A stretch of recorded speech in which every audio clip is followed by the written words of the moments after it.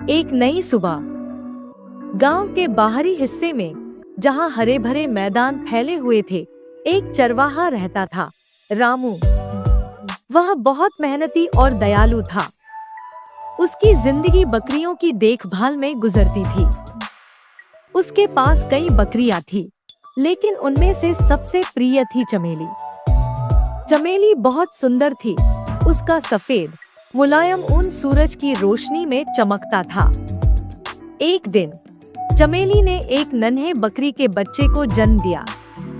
रामू बहुत खुश हुआ और उसने उसका नाम मोती रखा। मोती अपनी माँ की तरह ही सुंदर था।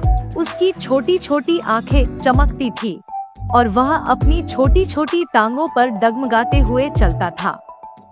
रामू के घर के दूसरी तरफ एक और बकरी थी, काली। वह उम्र में थोड़ी बड़ी थी और जल्द ही माँ बनने वाली थी, मगर काली का स्वास्थ्य कमजोर था। रामू उसकी भी देखभाल कर रहा था, लेकिन उसे डर था कि कहीं कुछ अनहोनी न हो जाए। एक नई जिम्मेदारी। एक रात जब तेज बारिश हो रही थी, काली ने एक नन्हे बच्चे को जन्म दिया, लेकिन काली बहुत कमजोर थी।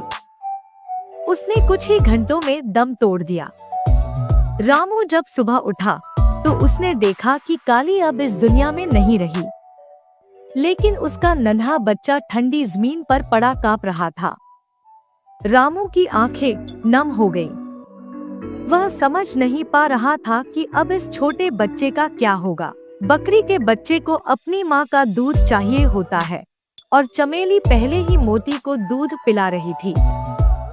फिर भी रामू ने सोचा कि वह कोशिश करेगा कि चमेली इसे अपना ले। जब उसने उस अनाथ बच्चे को चमेली के पास रखा, तो चमेली पीछे हट गई। उसने उस बच्चे को पराया समझकर उसे सींग से धक्का दिया। रामू घबरा गया। उसने तुरंत उस छोटे बकरी के बच्चे को उठा लिया और मन ही मन ठान लिया कि वह इसे खुद पालेगा। राजू का संघर्ष। रामू ने उस छोटे बकरी के बच्चे का नाम राजू रखा। अब उसे हर दिन राजू को बोतल से दूध पिलाना पड़ता था। धीरे धीरे राजू बड़ा होने लगा, लेकिन उसके लिए यह दुनिया आसान नहीं थी।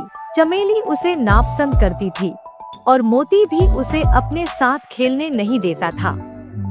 जब भी राजू उनके पास जाने की कोशिश करता, मोती उसे दूर धकेल देता। लेकिन राजू बहुत धैर्यवान था। उसने कभी किसी से लड़ने की कोशिश नहीं की। वह हमेशा मोती और चमेली के पास जाने की कोशिश करता, शायद यह उम्मीद करते हुए कि एक दिन वे उसे अपना लेंगे। नया मोड़। एक दिन चरागाह में खेलते खेलते मोती अचानक एक गहरे गड्ढे में गिर गया। वह जोर जोर से मिमियाने लगा। चमेली घबरा गई और इधर उधर दौड़ने लगी, लेकिन वह कुछ नहीं कर पा रही थी। रामू उस समय घर पर था। उसे पता भी नहीं था कि बाहर क्या हो रहा है।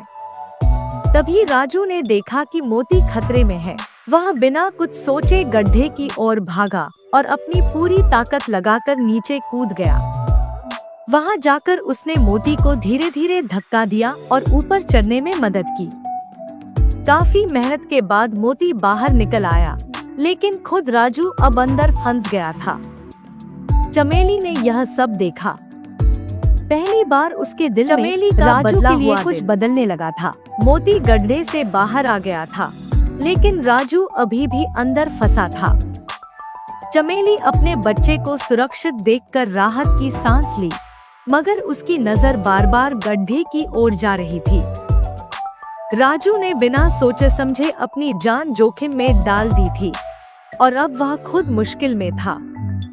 मोती थोड़ी देर तक चुपचाप खड़ा रहा, फिर धीरे धीरे गड्ढे के किनारे गया और नीचे झांकने लगा। चमेली भी उसके पीछे पीछे आई।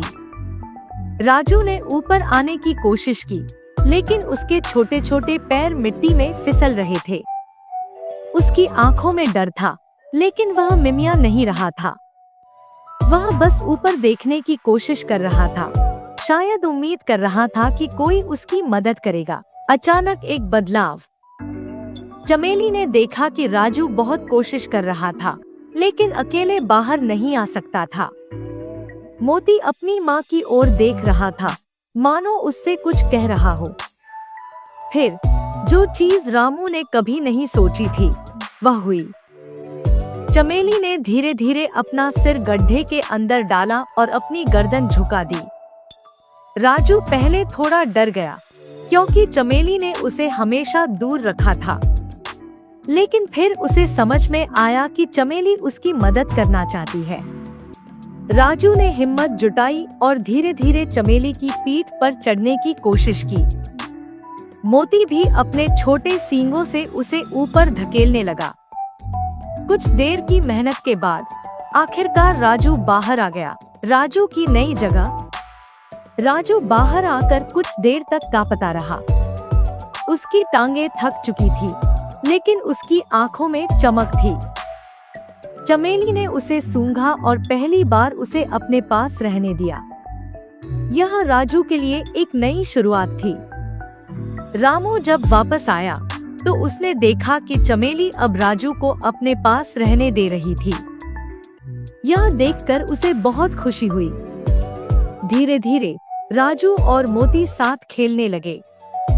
अब मोती उसे अपने भाई की तरह मानने लगा था।